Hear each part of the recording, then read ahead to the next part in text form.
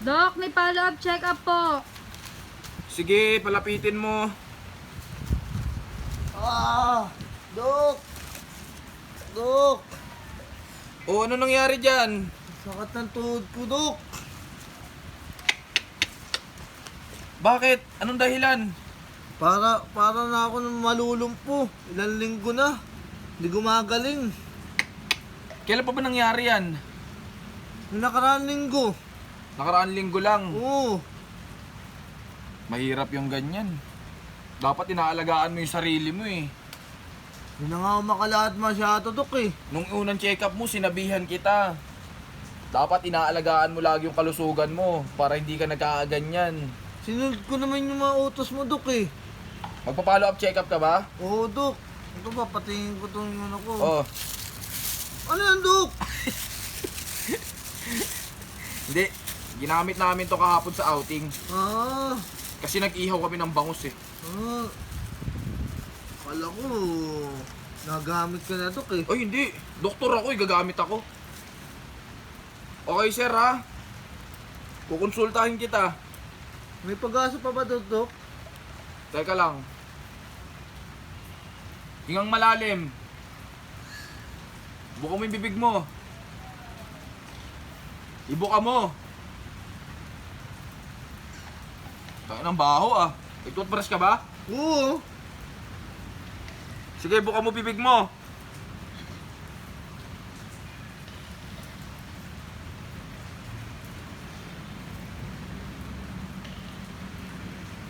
Okay. Sir,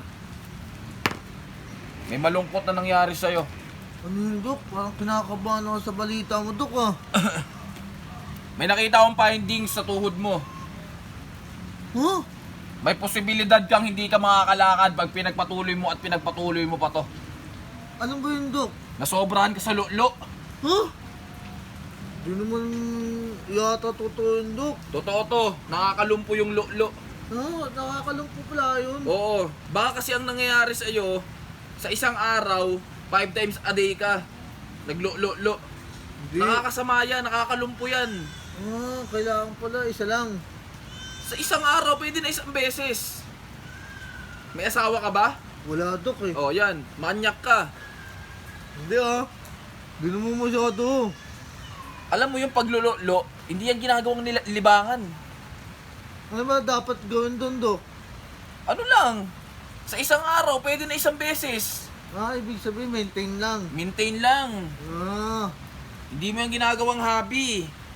eh, O katulad yan, di ba? May trabaho ka. oo, Dok. O may trabaho ka. Sa trabaho mo, nakakapagod, di ba? Makakapagod nga, Ano ba Dok. trabaho mo? Contraction lang, Dok. O construction. Oo. Ay, ano nga palang pangalan mo? Ay, ano po?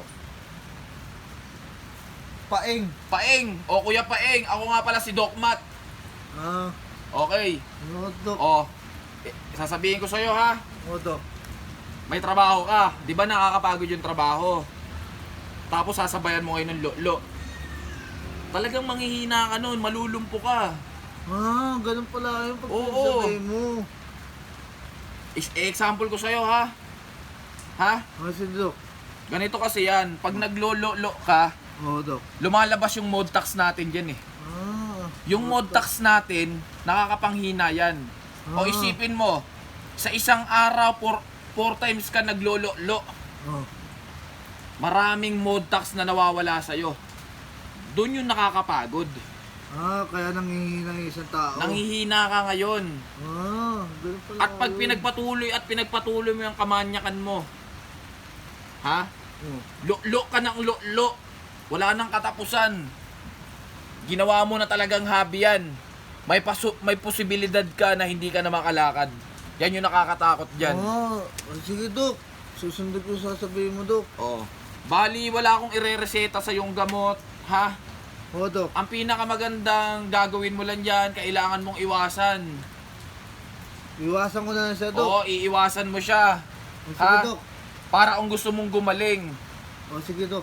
Kasi kung hindi mo talaga iiwasan yan, yung kamanyakulan mo, Grabe ko naman, Dok. manyakul ka, talagang malulumpo ka.